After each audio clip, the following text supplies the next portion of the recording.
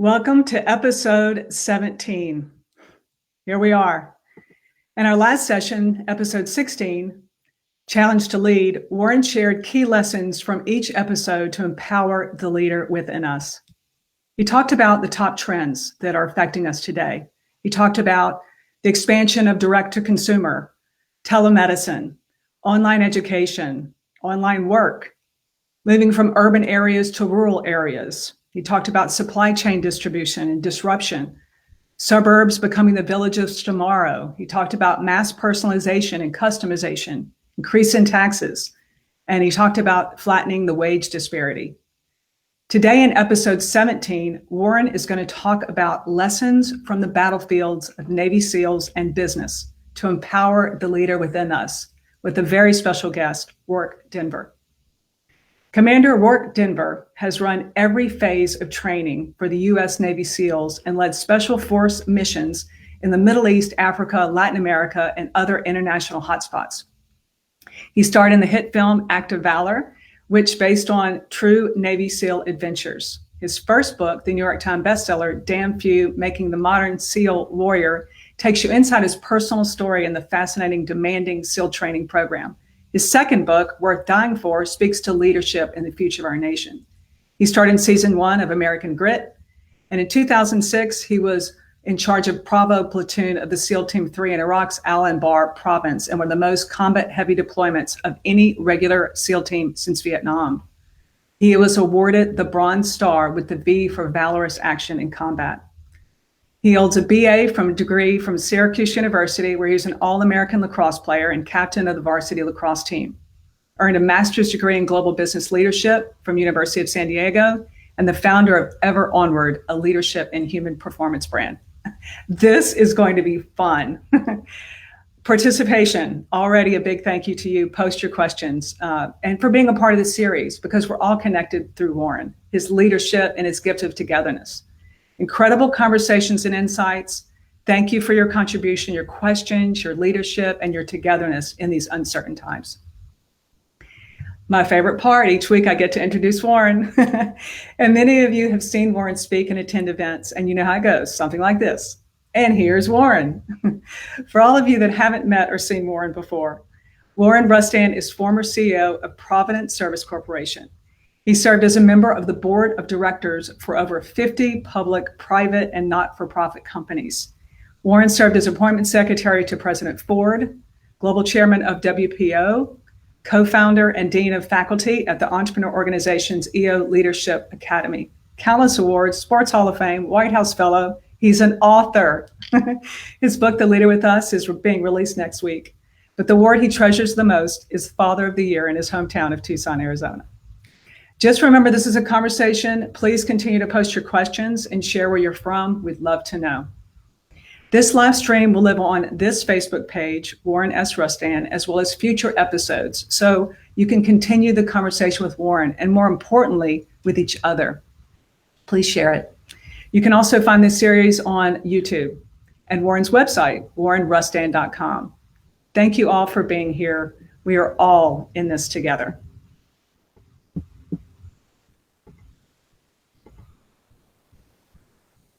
Here's Warren. Well, welcome to the 17th episode of The Leader Within Us. It's an opportunity to have conversations about important subjects. We're going through an important time in world history. This pandemic, COVID-19, has touched us all in different ways, certainly touched our families, our employment, business owners, government. All of us have gone through a rigorous and difficult time. Now with the vaccine here and on the horizon for inoculations around the globe, we're hopeful that we're beginning a trend that will do something more for all of us, and that's protect us from future opportunities to get this disease. So it's going to be a challenging time, but in this challenging time, these episodes are designed to talk about that and designed to prepare us and help us in ways that will be good. So welcome to this episode.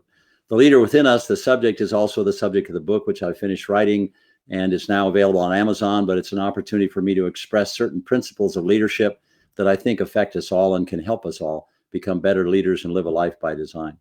Today, I have the opportunity of having a good friend, with me, and we're going to have some back and forth and a good time. And I hope you'll throw your questions in the hat as well, so we can ask each other these questions. But his name is Commander Rourke Denver.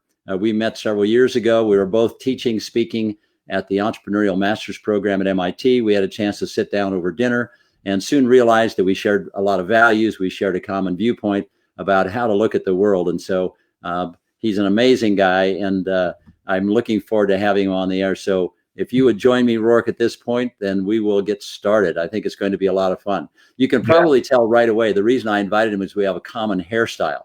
That's the most important thing, right? We got to look alike. I just haven't fashioned the beard yet, Rourke. So it's a real problem. No. So, once you round that out, we'll be set to take over the world. So Rourke, one of the things I liked about Rourke was he's an All-American athlete and an outstanding academic student as well. And he had a chance to play in the national championship lacrosse game 4 consecutive years in college, winning twice, losing twice. But just to get there is a phenomenal thing. All-American player, or NCAA player of the year. And of course, he applied for the Navy SEALs right after graduation and was rejected. Didn't get it the first time around. I mean, how did you feel when that happened? I never thought that highly of myself, I think, in any arrogant way. But I remember when I got that package in, I had good grades. Exactly. I'm captain of a multi-time national championship team, All-American, good letters of recommendation. I got this letter from the Navy that I still have that said, this isn't for me. And I was like, man, who they taking into this program? But it only lit the fire, as you can imagine, to apply again. I don't take no easily. So I reapplied and got picked up in the second round, which is really what that organization is looking for. They don't want people that are going to quit. So if you think about that moment in time, right? And you and I've talked about this, but you think about that moment in time, you got rejected. Yep. Easy thing is to turn tail, go do something else, right? Yes. Find something else to do with your grades, your background. You could do investment banking on Wall Street. You could go make a ton of money. You could do a lot of things, but you applied again. There were 120 plus who were selected, let's say. Yeah. And you know the washout rate in the Navy SEAL program, right? What was your mindset once you knew you were accepted? What was your mindset going into this highly disciplined, rigorous training? Yeah, I mean, you and I talk about this a lot, and it's some of those foundations that I think has animated our personal life, our private life, our family life, our work life, whatever we kind of throw ourselves into. And it really is sort of that concept of Cortez when he burned the boats. When he came ashore, it's just like, there's no going backwards. I've set my mind to wanting to achieve this goal. So now I'm just going to keep, chopping wood until I get there. So that letter coming back, I actually look as a gift, saying this isn't for you. And then it's for me to accept that. And all of us in our lives, when somebody, either rejects you, and look, there's good rejections. There's rejections that probably should push you in another direction. This was not one of those. I was not okay with them saying I'm not good enough or I don't have the stuff. I felt like I had a very good sense that I did have the stuff. I just needed to get past the opening gate. And so I just figured out a way to double down and reapply. I did make a couple more calls to try and find, even somebody else that could help mentor me and guide me through that process. And I found that, and that's a story for another time as well. But no, I just think it's the mindset of once you've set, a goal, you should just keep, swinging away until you got nothing left to achieve it. And if you fall short, okay. If you don't give up going for it, even if you don't meet it, you're gonna get a lot farther than you would have otherwise. Well, and I think each of us has those situations in life where people tell us, well, you're not good enough, you're not strong enough, you're not fast enough, you're not smart enough. In my case, you're not good looking enough. I mean, it's just one of those things, right? So that just happens to us. And we have the option at that point, right? Accept that as your standard or push through it. Yeah. Was there any moment in time in the Navy SEAL training when you were actually that basic recruit going through training where you thought you wouldn't make it? There was not. And I don't say that in a way that I hope, glosses over something that's not true. It never occurred to me to quit. I think partially not getting accepted and taking 2 years to kind of match or get, entrance into that kind of very, very, guarded, secretive brotherhood. Certainly at that point was one thing that it just occurred to me as like, look, somebody else, I didn't get it that first year. And if somebody quit out of that whole group, would that irritate me? Because I could have said, look, I wouldn't have quit. I wouldn't have given up on that goal or that dream. so you hit walls throughout training. It is designed for you to fail at certain points and multiple points, because we want to see what a young lion's going to do in the face of failure, and what they build and what they learn from that. But no, it never occurred to me to quit. I knew I wanted to see the finish line. And so whatever, crucible or barriers put in front of me, I just said, well, I'll go through it, over it, under it, around it, or figure something out to carry on. So for all of you listening, Rourke's a recent retiree from the United States Navy, just a few months ago, actually. In his last 7 years in the Navy, he was responsible for all of the training for the Navy SEALs. So when he talks about this training, he really understands it as well as anybody in the world at the present time. Right now, Rourke, we're living through a difficult time. Yes. I've talked a lot about this. The number of personal failures, business failures, families who are struggling. This virus has been very difficult for so many people. Mm-hmm. And I'm wondering if you think about this, there are people being pushed to the brink. There are people being pushed beyond their capabilities, at least what we experience. Yeah. My question to you is, have you ever been pushed to the point where you believed you were beyond your capabilities? And if so, how did you think about it? How did you dimensionalize that? And how did you react? And you mean beyond the 9 times a day as a father of daughters? We're not talking about something. Yeah, more than just your own family. That's right. Okay. Yeah. So other than being out of my lane and in deep water every day as a father and a husband, I think this is another one of the fantastic gifts of the military and the military kind of training protocol, and the way we, particularly in special operations, build young warriors and warriors up to the ability to then go prosecute missions, see the battlefield, address the battlefield, and do that hopefully, effectively in what we're asked to do, but also, being guarded and governed by ideals we hope to espouse throughout the country, throughout the world, and represent our nation with that flag as it sits on your shoulder.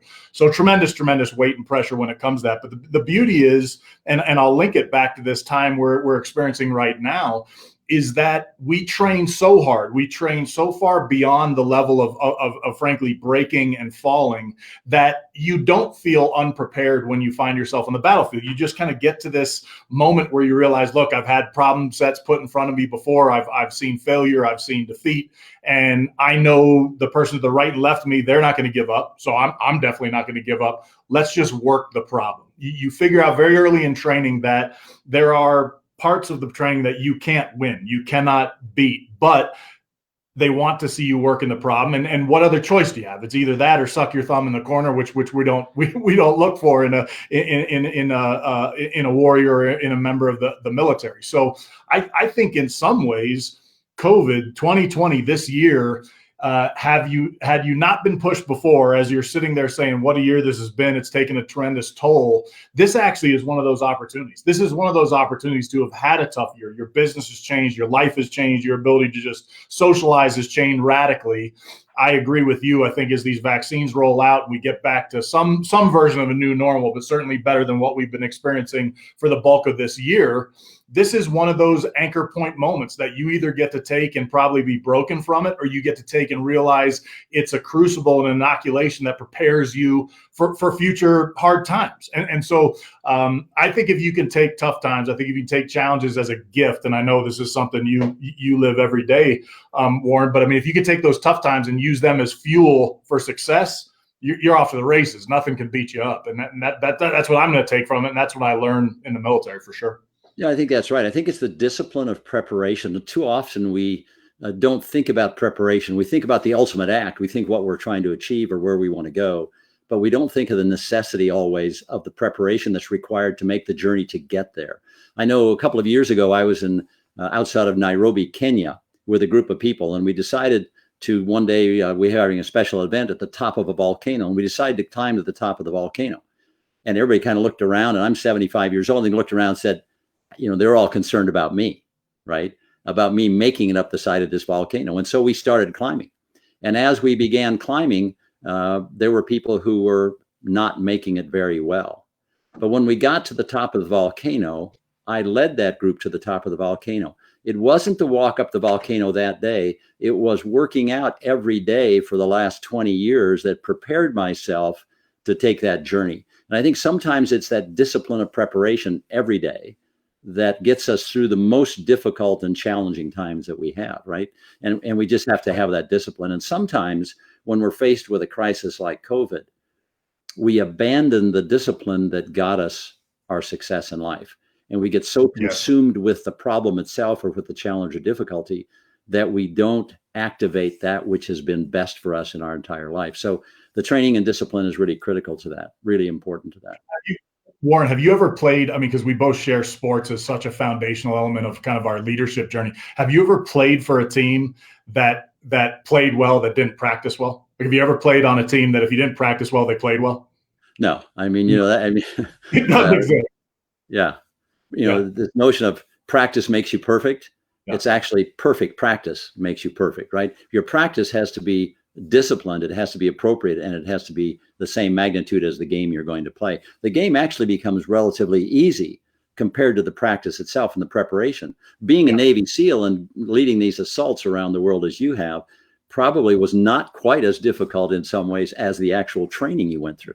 I could say I definitely bled more in peacetime than I did in war. And that's one of the great lines of war is that you sweat in peace to not bleed in war. But it was so aggressive and so challenging just in our basic training, our advanced training, that, in some ways the battlefield was almost a reduction of that level of intensity. Now, it certainly wasn't in the results. It certainly wasn't in the losing of teammates and people paying the ultimate price. But never did I find myself in the battlefield scratching my head saying, oh boy, what do we do? What am I going to do? Do you ever get in a situation where your leadership skills, we've got a bunch of leaders on this call today listening in, many of them EOers and YPOers, and they're leaders of their own businesses, they're leaders in their families and communities and so forth. Have you ever been in an experience where your leadership skills and capacities were absolutely pushed to the limit? They were, although I think you'll probably connect with this. It wasn't ever with the X's and O's of, do we go left? Do we go right? Do we recede? Do we advance? Do I put a team up on a roof? It was never the actual kind of battlefield problem sets. It was usually the personal moments. It was the moments of leading people personally and intimately and things like that. I learned a very good lesson super early on in my career in that I knew kind of on a fundamental level, I'm a big reader and I like to study leadership and philosophy and ancient, cultures and warfare that there were, as a leader, you had to have non-negotiables. Like, these are the things that I am absolutely never going to bend on. I'll be like bamboo, but there's some things that I would break before I compromise on that.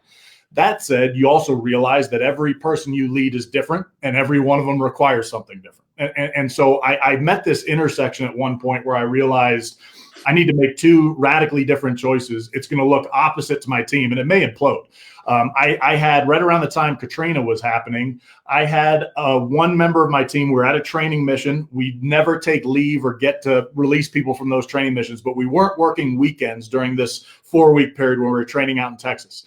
I had one teammate that's this big gregarious Irishman, and they're having this huge, family reunion back in New York City with his great-grandfather, and they were all still alive. These multi-generations of his family, all his brothers, were going to be at this party out in Brooklyn. And then I had another young man who actually grew up in the West Bank of Louisiana and wanted to go home because he heard there was looting in his hometown. And so they both put in requests to leave that weekend. And I'm sitting there, I'm like, this is a crazy decision. Easy to deny both the leave, but I actually approved the buddy to go basically drink beer with his family, and I disapproved or rejected the guy that requested to go to Katrina. Now, I asked him very specifically. I said, hey, is any of your family in harm's way in Katrina?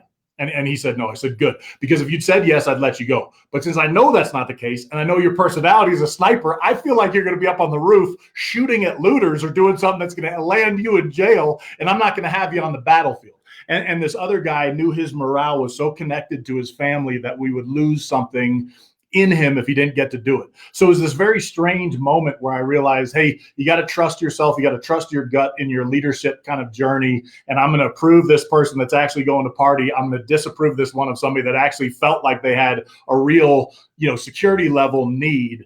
And it worked. It was not well received by the, by the one person, but I know this guy years later. He said, sir, you were right. I was going to go home and do some violence on people that didn't deserve it, and I probably would end up in jail. And I was like, well, good. I needed you on the battlefield and couldn't let you go there. So yeah, it's the limits were usually when it was trying to handle those personal situations. girlfriend, marital problems, drugs and alcohol, things like that. It was never the performance on the battlefield. And that's just enjoying an elite team and being part of that. Yeah. As we think about all the things we learn in this preparatory phase of our life for things we're going to be doing subsequently, right? Every experience leads us to that next experience, and good or bad. You've now left the Navy. You've retired after 20 years, and you've left something that you've known intimately in difficult and best of times for most of your adult life. Now, all of a sudden, you're doing a startup business, right? You're into the private sector. Yes. And so I've done several startups. I understand how difficult and challenging that can be. And you're right in the throes of that at this moment. Yeah. What is it you carry from your Navy training, from that part of your preparation, into a startup business, and how does it apply? How is it helping you or hurting you? Yeah, there's certainly a myriad of things. We could do a separate event just talking about those things that I've migrated from that last life to this one.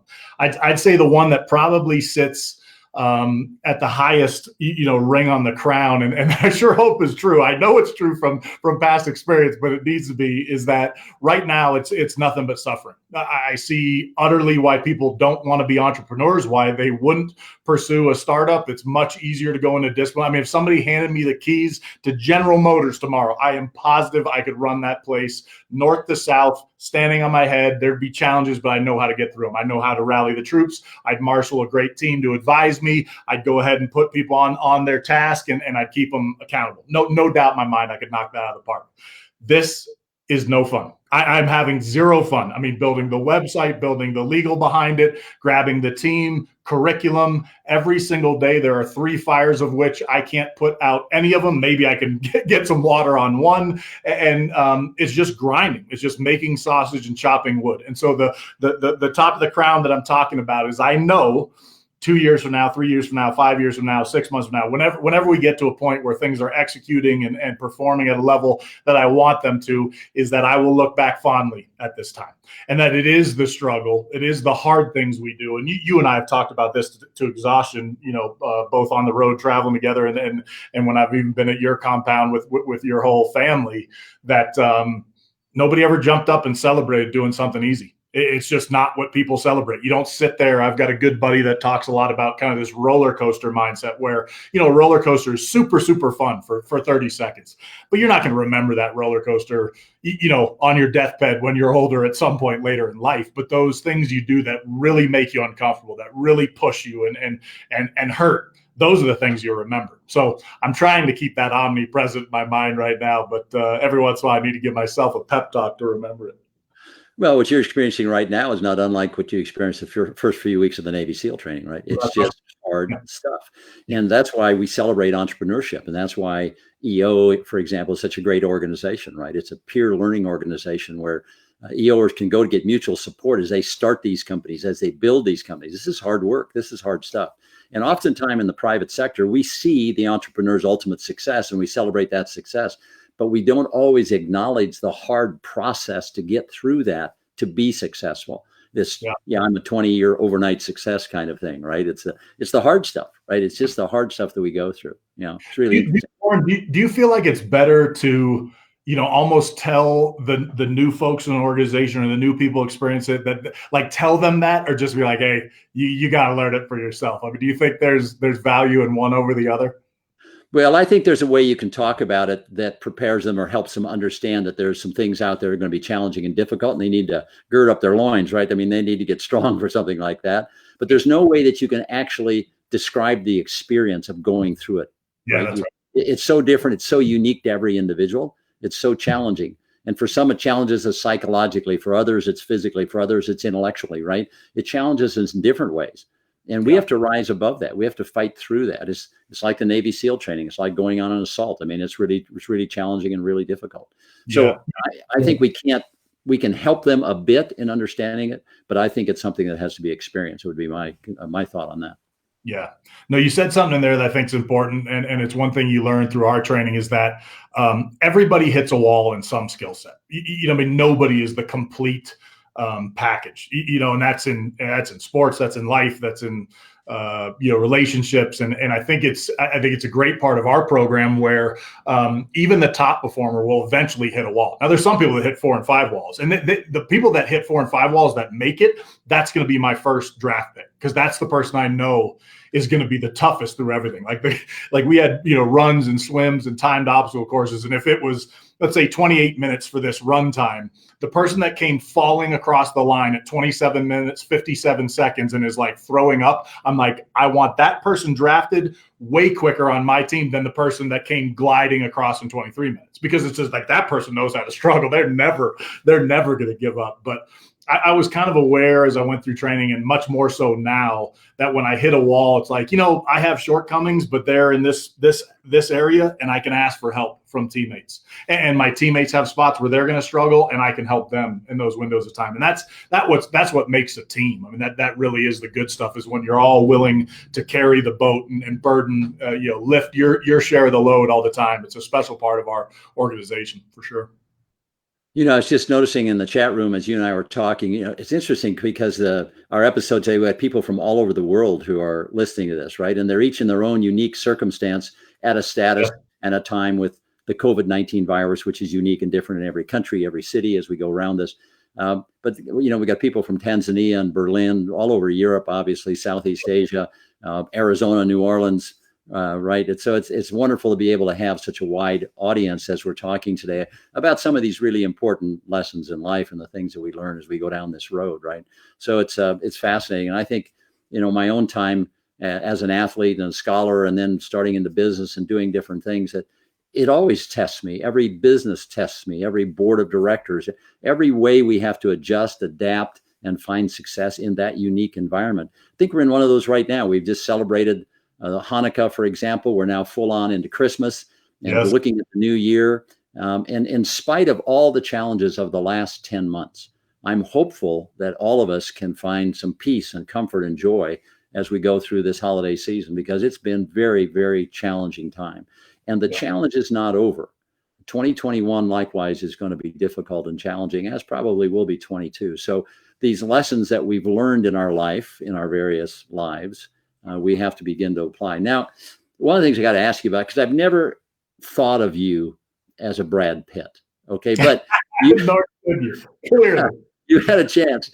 You had a chance to actually star in a movie that I saw a couple of times now, Act of Valor. And for any of you that want to see great acting, right? Somebody who's just fantastic, go see Rourke in Act of Valor. Really an excellent movie about the Navy SEALs and what they do. And Navy SEALs with you participated in that movie, right? And then you came and starred in the first season of American Grit, which was a television program. So talk about that transition. How did you find that? And why didn't you continue that? Yeah, I mean, I kind of had both experiences. Act of Valor, which was a major release, #1 movie in America when it came out, which all of us that participated could not wrap our heads around it. We were actually, all the SEALs that are in that movie were on active duty at the time. We were actually written a set of orders to go basically produce this film with this film company, just like you get a set of orders to go to sniper school or language or whatever other skill set, because we were in a little bit of a recruiting depression. We didn't have as many young lions coming in as we had people leaving, and we need to make sure those boots got filled and we had the right people coming through the front door. And to counter 100% what you said in jest, if you're going for the acting, that ain't the reason to watch that movie. But if you want to see authenticity and what we believe in and kind of the things that encompass our lives as SEALs, it does do a pretty good capture of that. The reason it's called Acts of Valor are all the big events. Somebody getting shot 27 times and walking off the battlefield, a buddy getting hit with an RPG and not going off and surviving that, a teammate of mine jumping on a grenade to save his teammates. These are all real events from our history that were then captured in the movie. So we felt a tremendous responsibility doing the movie to make sure we represented the community and the military at large, honorably and authentically, and did that right. So it was a unique experience, to be sure. And I didn't have a huge desire to go on into the acting field. It gave me tremendous respect for anybody that does that. I mean, the Daniel Day-Lewis's and the people that can do that at a high level multiple times. It's a staggering gift and capacity. American Grit was one where we got to help, mentor civilians in these kind of military style challenges. That one appealed because it just felt like from my time training and my time on the battlefield, it'd be fun to offer up. And really, I love the idea of mentorship. Both I seek mentorship greatly in my life and have a stable of mentors, of which you are one. And I also love when people ask me for help, assistance, guidance, and mentorship. And so that's why that show appealed. It went to a second season. Of course, Hollywood and TV cannot help itself. They tried to turn it into more of a reality show where they build romance and things like that into it, and that wasn't for me. So I didn't sign on for the second round. But I'm always keeping my eyes peeled for opportunities to, pass good messages and teach and train and mentor, and it's something I really enjoy. Well, speaking of messages, you've often said, and I've heard you say, that calm is contagious, panic is contagious, stupid is contagious. 100%. Tell us a little bit about that and what you're thinking about as you say that. This is born out of a story I tell a lot in the corporate space, or I tell any young team or any certainly young operator in the military, is that it's the number one thing I learned in the SEALs. People think it's usually a tactic or a weapon system or a part of a playbook on how you might assault a target. And that's not the gold I took from my time, although we learned those well. It was a Master Chief, the senior ranking enlisted rank of the United States Navy. You can go no further. And during basic training, I basically had a team that I was leading along with another team leader, and we were behind on the timeline. We were not panicking, but I say we were running around this compound like chickens with our heads cut off, trying to get us caught up and kind of screaming and yelling. And this Master Chief called all the leadership over. And he said, "Let me share something with you that a Master Chief from Vietnam shared with me. It's the best thing I learned in SEAL training." So now we're like pencil and paper out and knew we were going to get some gold. And I thought he was going to give us some skill set on the battlefield. And he just said that very succinctly: calm is contagious. And it has just always stuck with me. And the reason I write, panic, or as you mentioned, stupid, you can supplant any word you want for calm. All the things you do, and particularly as a leader, that you exude, the troops are gonna mimic and probably amplify. They're gonna mimic you at a minimum. They'll probably amplify your behavior. So if you keep it together, they keep it together. If you lose it, they'll lose it. So I've never seen it proven false in 20 years on the battlefield. I've never seen a mission going so well that if leadership didn't lose their mind, it went off the tracks. And I've never seen a mission going off the tracks that if the leadership kept their head, it didn't get better, or at least not get any worse. And if you like that idea of calm is contagious, I know you're a big reader, as am I. Kipling's poem "If" talks to it about as good as any. So yeah, it really does. It's a great poem. "If" by Rudyard Kipling. If you haven't read it, please go read it. It'll buoy you up a bit. It's very interesting. Yeah. Rourke, as you and I do this episode today, and we're lucky to be able to do this. I mean, and we've been lucky in our lives in many ways, and I think luck is about preparation, but I think we can use the term lucky, right? Yeah. There are many people right now that are feeling defeated, and you and I have known defeat on the athletic field, in business ventures. Personally, we've had defeats. Not every assault that you have planned and prepared for has gone well and gone right. Not everything in life goes well and gone right. What do we say to people right now who are feeling defeated by the virus, defeated by their business being closed down, defeated by family members who they may have lost in this difficult time through the virus? How do you think about that? How do you quantify that and think about it? Yeah, that's a great question. I mean, again, I think we could unpack a lot of things here. I guess as I say that calm is contagious, tell that calm is contagious story is the number one thing I probably learned in SEAL training. If I could export one thing, like if I could bottle one thing from a training program, put it in a fizzy drink, and then market it and sell it, I'd be living on a private island with my own, my own Air Force and a slew of yachts. It would be to never quit.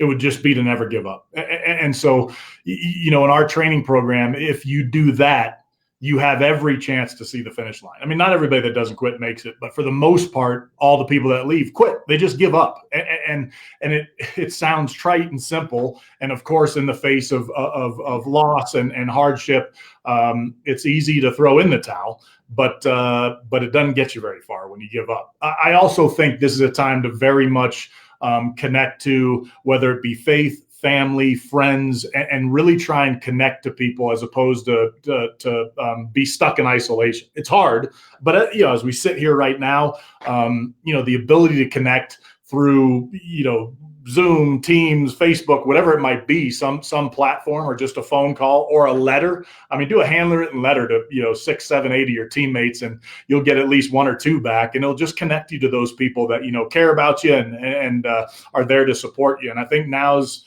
the time to make our lives a team sport. People ask me about courage a lot, and I say, the best thing about courage in the military on the battlefield is we made it a team sport. I never felt like I had to, have individual courage. I mean, I'm sure I did, but I always felt like I was with teammates that were doing it with me, and that made it a lot easier. So, make this window of time a team sport, and just keep grinding, keep moving forward, because it doesn't do you a lot of good to move backwards.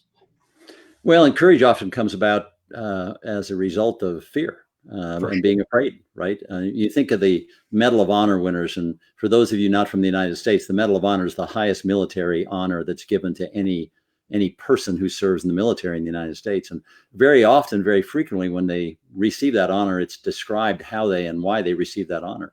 And it's simply in the face against all odds, they continue to press forward. They continue to push forward. They continue to do what they know how to do, and prevailed under most difficult and extreme circumstances. And I think that's where many people are today. It's this notion of that you look out there and it just looks bleak. It looks difficult, it looks challenging. And so the issue is to keep going. But there are some specific things, and Rourke just touched upon some that we can do. Get up in the morning, have a morning routine, be disciplined about your morning routine. Eat well. Oftentimes when we get feeling down, we stop eating well, right?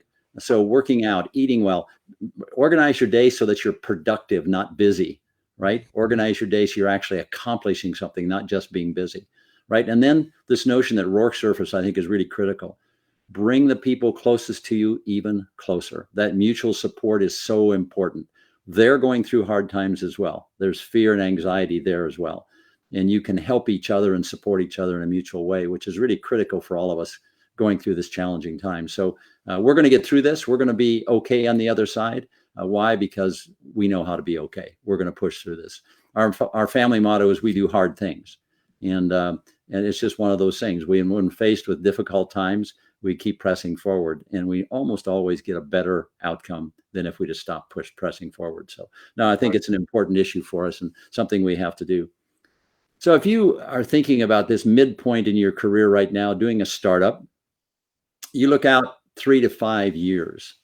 You create that vision for yourself of that 3 to 5 year experience. Where are you going to be in 5 years? What are you going to be doing? What's important to you? Yeah. The goal of the new business, one, is to create value and to create training and experiences and opportunities for people beyond the military world, for civilians, to just do some of the things we're talking about. Get uncomfortable, do hard things, push themselves. Think of, worst case scenario type situations in a methodical and disciplined way on how you would react to that. So like you said, as we discussed earlier, you can't practice poorly and then play at a high level. And one of the lines the military uses is people don't often rise to the occasion. They degrade to their kind of highest level of training. So it's very rare I saw somebody really perform at some exceptional level. It was mostly people reducing to where we train, and they perform right there. And then when somebody does something exceptional, that's where awards and medals and things that, like you described for the Medal of Honor, show themselves.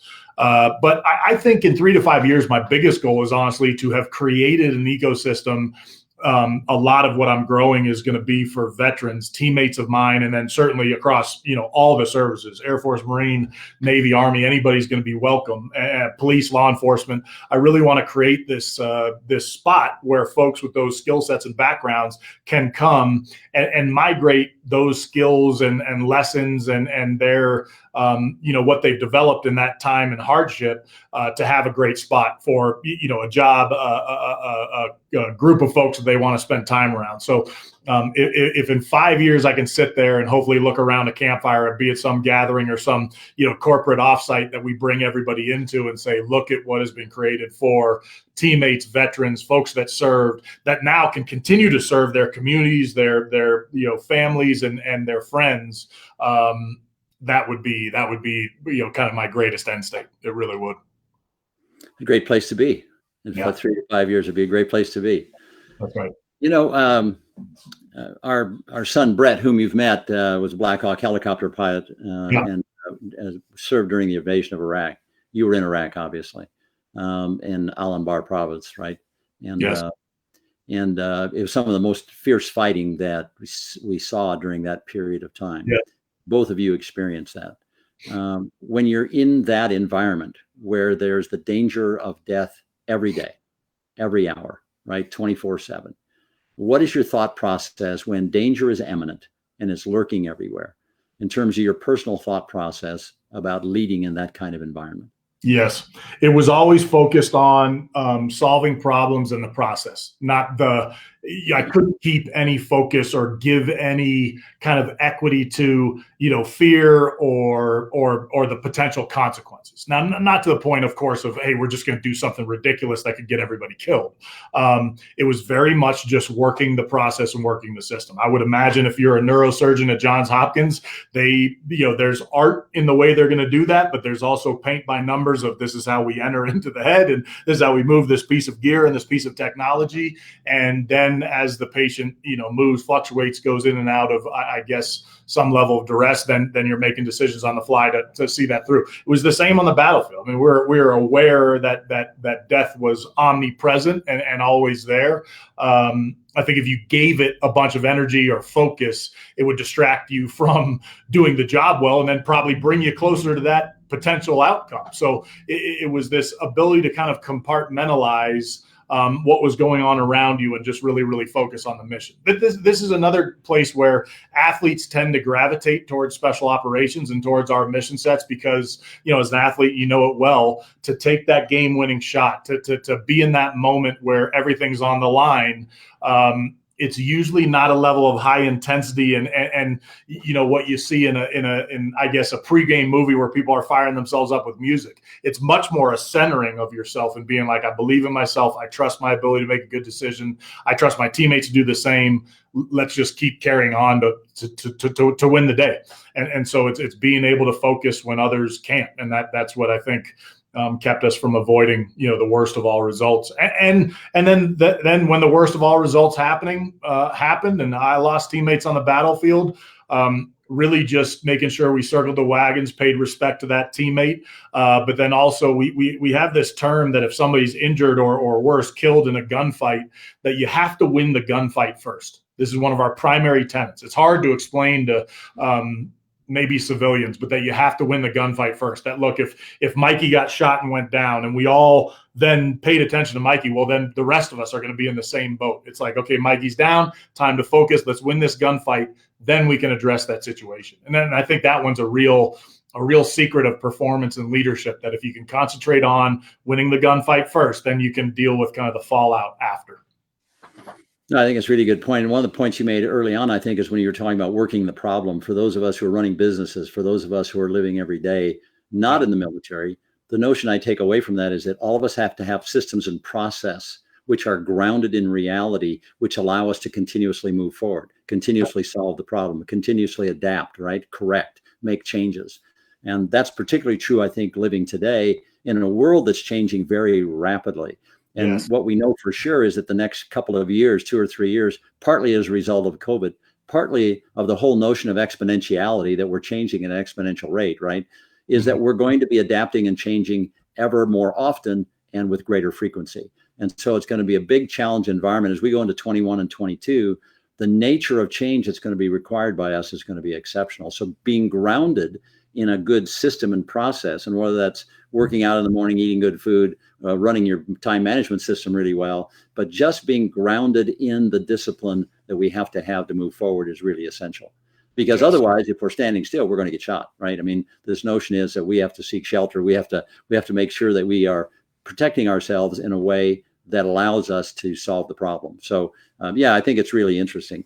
As you think about sort of closing out 2020, the first year of a new decade, and you look forward from here, how do you see your life evolving from a leadership perspective? You've now left your military career behind you. You're now starting a new company. but you're a leader in multiple ways, right? You've got your business, you've got your family, you got your community. How do you see leadership for you evolving over the next few years? For me, I'm just trying to seek every opportunity to lead. I mean, I think leaders lead, and a lot of people don't realize that is such it's such almost an elemental piece of I think true leaders' kind of path is that they want to be in charge. They want to have the ball when the game's on the line. They kind of want that opportunity to sit in that seat. And the best of those, which I hope to be, are really seeking those positions to be in service of those they lead. They don't seek that out for personal glory, although we find that there. I mean, there's no way I didn't feel quite proud of what my team accomplished in their time on the battlefield, or a sport team that won a championship because we all did it together. And I love playing a big piece or a small piece, whatever that might have been.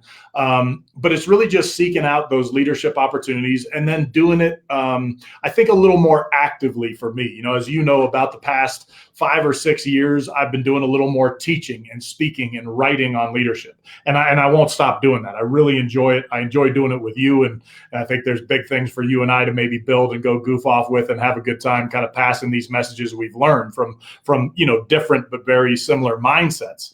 But I also recognize that I'm missing leading. You know, when you're teaching it, you're not doing it as much. And that's why the startup, I just got asked to be on the board of trustees for my kid's school. And I've got another local program that we're kind of running. And I was somewhat ducking it for a little while. I'm like, don't do that. You love to lead. You like being in charge, and you can probably commit enough time to this to get good results. So it's really kind of seeking out. For me, I think this decade, I want to return a bit to actual leadership, to functional leadership. I want to teach it, and I'll continue to do it. And I think doing both will be a great balance. But I kind of want to lead again. So I've been missing that a bit. So as you think about leadership, what role do core beliefs and values play in that leadership under the most adverse and difficult circumstances? I mean, I think this becomes the foundation. This becomes the foundation. Just like we're saying that you need to have systems and practices and I guess procedures in place to handle tough times and to handle the way you're going to kind of do your job.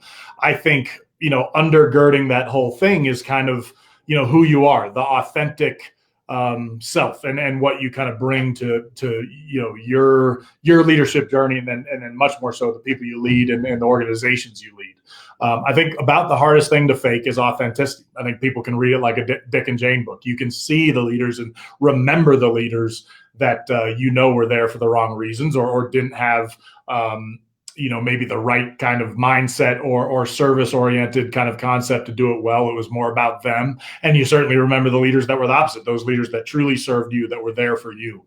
And so I think that's, who you are, how you carry yourself, those personal things, and those things that you do, that you truly do. There's a whole bunch of people that talk about this is who I am. And then you watch them walk around the corner and make the wrong choice. I mean, we're seeing on the national leadership level, you're seeing leaders that are mandating an entire populace to do something, doing the very thing they told them not to do. I mean, it is an absolute destroyer of trust and kind of belief. You cannot tell somebody not go to a restaurant and then go to a restaurant. Just one of those tough things. So I think maintaining that level of discipline is huge. And one thing you and I have talked about that I share with people, and I did not realize this until much later in my career, is I'm not a drinker. I have a lot of mean big Irishmen in my family over multiple generations that took to drink and did not end in a good place because of it. And for some reason, my brother and I, at a very young age, when you're impressionable and it's hard to fight against peer pressure, just decide not to drink. And so we've never drank, and I've never taken a drop. And I think that's been a gift to myself. I don't think I realized until later in my career, because SEALs are pretty wild, gregarious. They like to drink and take a break. And I actually think there's nothing wrong with that. I think there's probably a component to it that I could have used from time to time, maybe taking a wrap off and not having a level of intensity. But I also realized because of that, my teammates never carried me out of a bar at 2 a.m. And then the rest of the next 6 months would be me trying to earn it back that I wouldn't have gotten home, but for one of my guys that I'm trying to tell, hey, I need you to do this the right way and hold the line. So that ended up being a huge part of, I think, my kind of leadership strength, is that I didn't compromise myself, and therefore I had, I think, a lot of ammunition or kind of gravitas to lead from. So yeah, I think who you are and how you carry yourself is the foundation of your leadership path. Well, it's the old quote, right? Words tell us who you want to be. Actions tell us who you are. Right? Yes. So it's this notion that people observe us and either model our behavior or reject our behavior, right? Based on who we are. And all of us make mistakes. There's no question about that. We all do dumb things. And I can hold both hands up saying, yeah, I'm right there at the front of the class, right? I've done dumb things, right? But as we mature and as we grow ourselves and our leadership, we make better choices and better decisions, I think, over time. And that is not to say that we don't have something in our background that was just silly or stupid that we've done. So we're all guilty, probably as charged. So as we think about that. Well, Rourke, as we sort of bring this to a close, first, I would just want to thank you for being on our little episode today and talking about this thing. You know what great admiration I have for you and the great things you've done for our country. You're doing now in the private sector. It's fantastic. So I really appreciate that. And I'm just wondering if there's any closing comment you'd like to have before we adjourn. Well, I guess I'd have two. So, I mean, the last thing I ever want to do in a public forum is throw some, massive compliment to you. It almost makes my skin crawl. But I think exactly as you just described, when it comes to kind of that foundational part of who we are. I mean, I think one of the reasons I was on a call not long ago that you hosted, and it was for a bunch of people that you've mentored and you've been connected to. And I wanted to throw in something super rude in that meeting, because everybody was like showering you with praise. I was like, I got to come up with something terrible to say.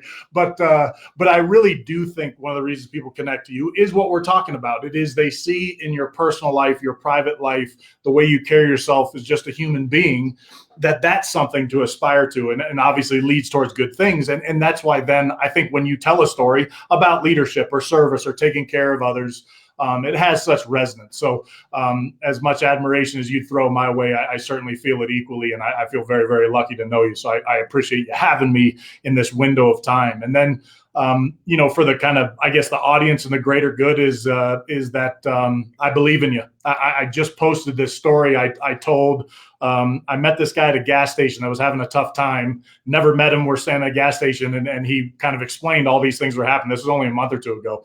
And I just told him, I don't know why it struck me. I'd never met this man. I told him, I believe in you.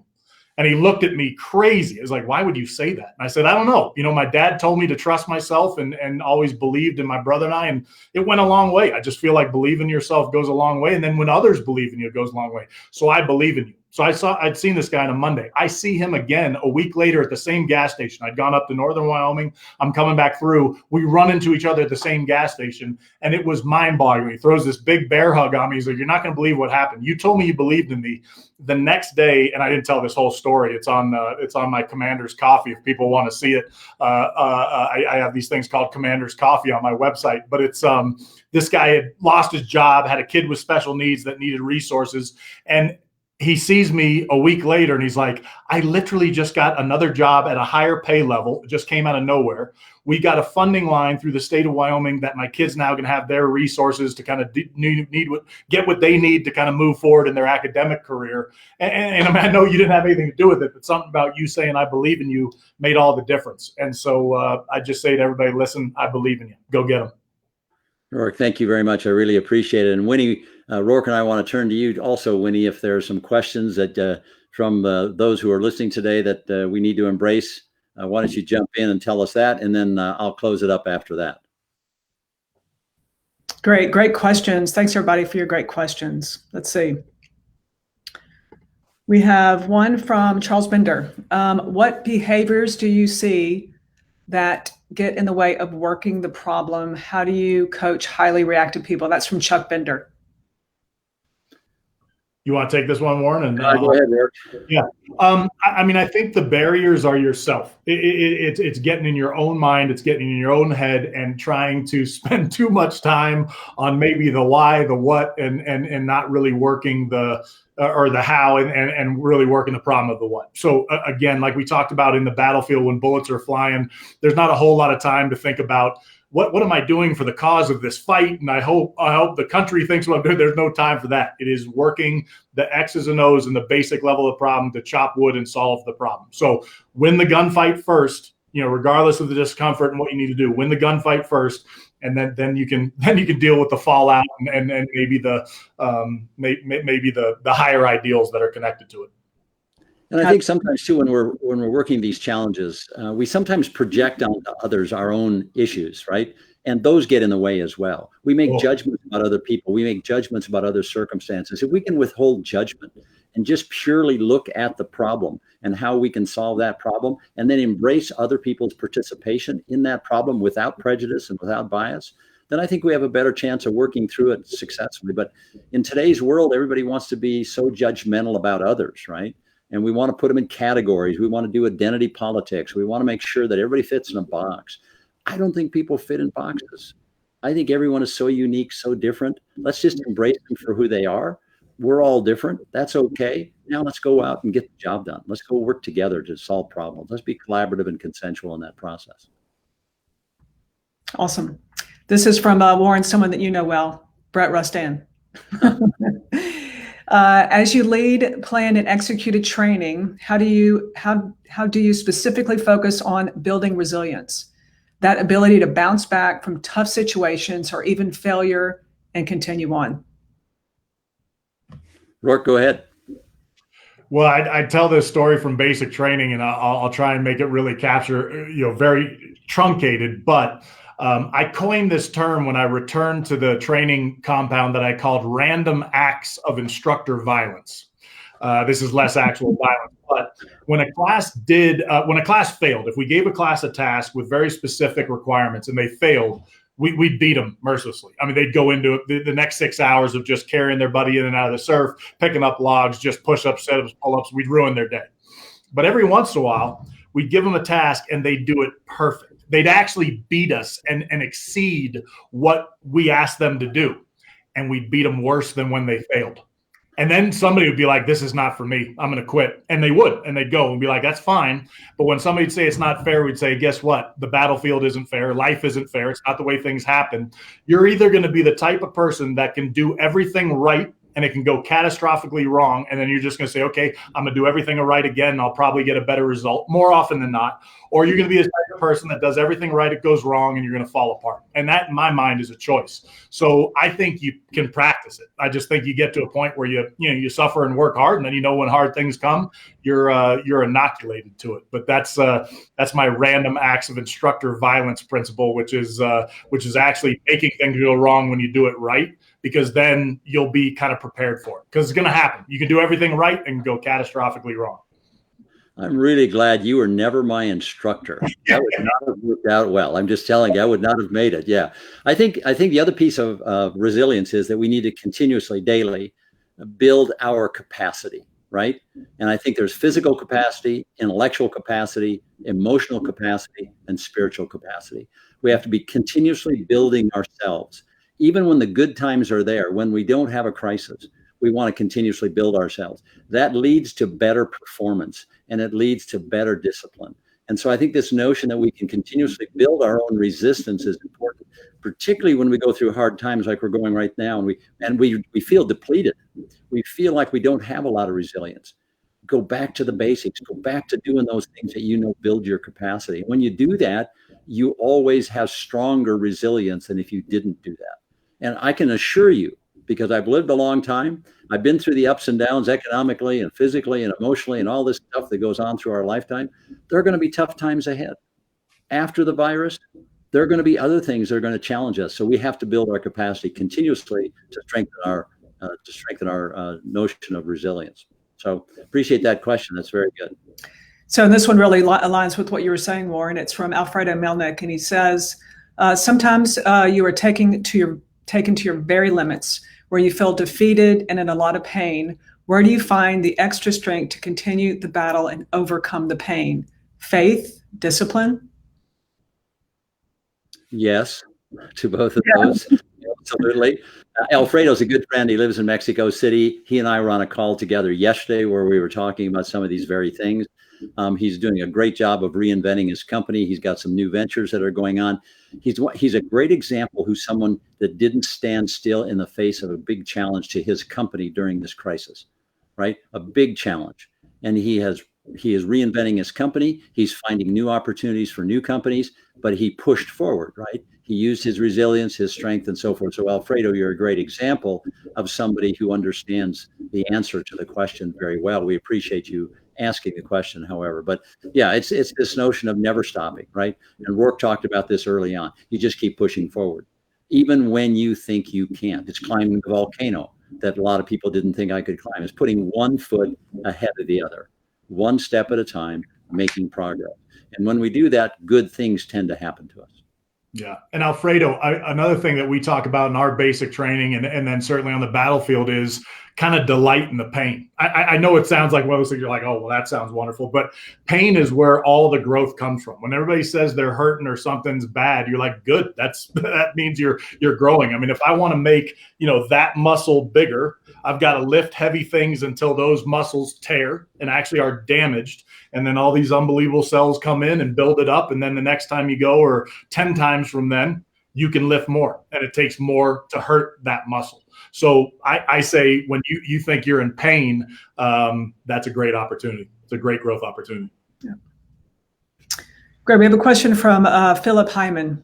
Commander Denver, have you experienced situations in which you fell behind the wave and falling any further behind would have required exponentially more energy to get back in front to win or survive? Do you have a best practice for dealing specifically with such situations? Wow, that's a great question. Yeah, I mean, a lot. I mean, there's plenty of times where you feel like you're not up to the task, but that you're behind, you're under the gun, or you're just not, either performing at the highest level or you're not meeting, well, like you said, you're not meeting that wave, you're behind it. And I think that's one of those times when you just really need to, make things simple. I'm always for simplicity over complexity. So if there's anything you can do to make something simple, make it simple, kind of, I guess, issue spot, try and figure out like, this is the one thing, if I affect this, it's going to cascade into a lot of other things in a positive way. And so on the battlefield, the way I'd equate this, and you could, maybe use this, put it in your toolbox if it's something that will resonate. But I used to think in terms of 5 meter, 100 meter, and 1,000 meter targets. Okay.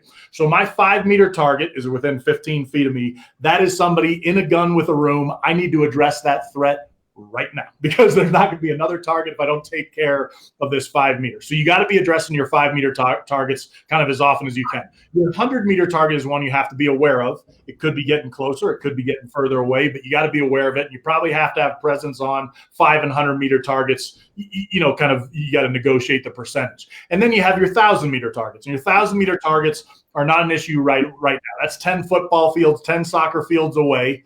If that's something that's getting closer, be aware of it. It's something that's getting further away, you never need to address it. And so I just break it down those simple pieces. If I'm behind the wave, I'm like, all right, this is a 5 meter target. Can I get caught up? Or there's not time to get up. Let's use this time to kind of refit, reset, think of something new, and the next set of waves is going to come, and we'll catch that one. You probably notice in listening to Rourke that his engine revs at a high rate. You probably understand that he goes pretty hard and pretty fast. And again, we want to thank you, Rourke, for being with us today. It's fantastic. We really appreciate it. Thank you for your insight, your wisdom, but most of all, thank you for your service to the United States and to the United States military. We appreciate that greatly. Rourke and I are going to be doing other things together. We're having a lot of fun. You'll probably see us again. So looking forward to that.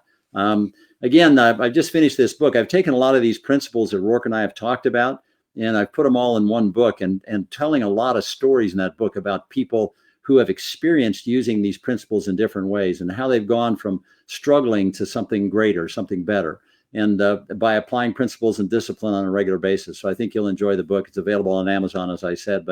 And then the next episode for us, episode 18, is going to be on January 7th. And we're having someone on that particular episode that Rourke actually served under while he was a commander for the United States Navy SEALs.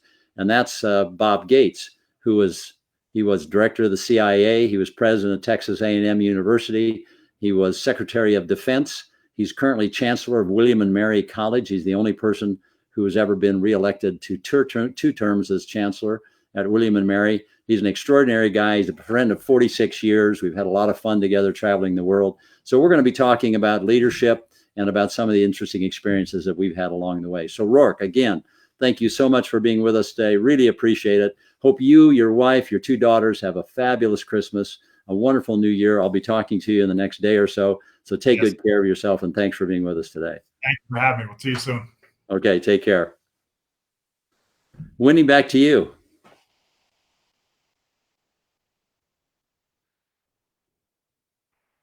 While waiting for Winnie, just a chance to say thank you very much. And you'll see up there right now, Bob Gates. He'll be dressed more casually. He'll be in his home where he's isolating as well. And we'll have a wonderful opportunity to share some stories. So Bob Gates is one of the extraordinary leaders in American history. He has worked for 9 U.S. presidents and held extraordinary positions of responsibility. And he's done it all with consummate integrity and a value system which guides his entire life. So we'll have an opportunity to talk with Bob January 7th, 10 a.m. Mountain Standard Time. And we look forward to you being with us.